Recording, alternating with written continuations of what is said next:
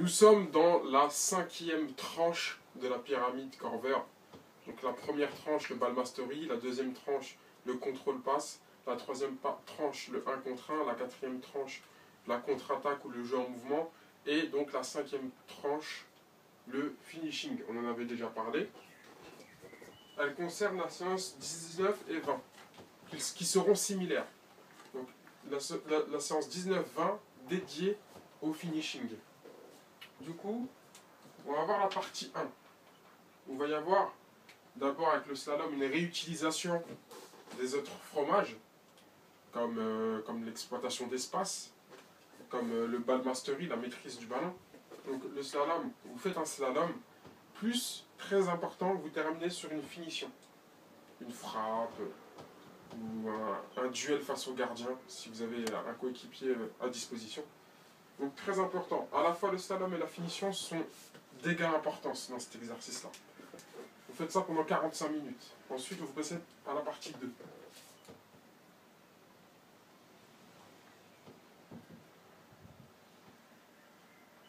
Il va y avoir deux exercices qui sont un peu similaires, il y aura une variante. Tout simplement, c'est de la finition pure et dure. Finition sur un centre.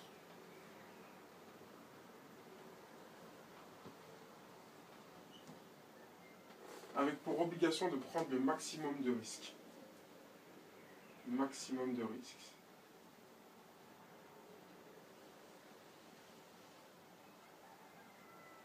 Qu'est-ce que ça veut dire? Prendre le maximum de risques. C'est-à-dire que quand vous recevez le ballon sur le centre, vous faites le geste le plus spontané possible, le plus efficace possible pour marquer le but.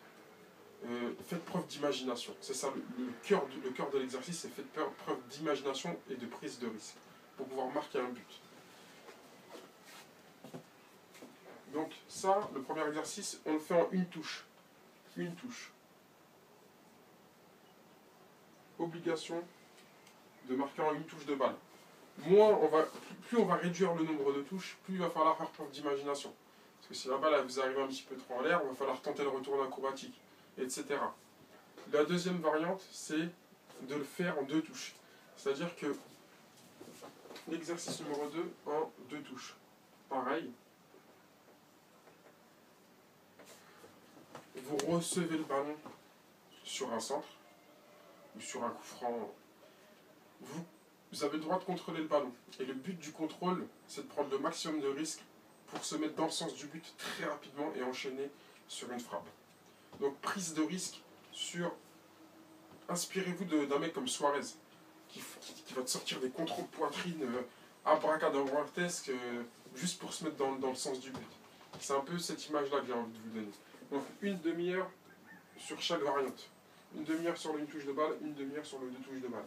On arrive bientôt à la fin de cette formation, on se donne rendez-vous pour la dernière séance, et donc la 21e.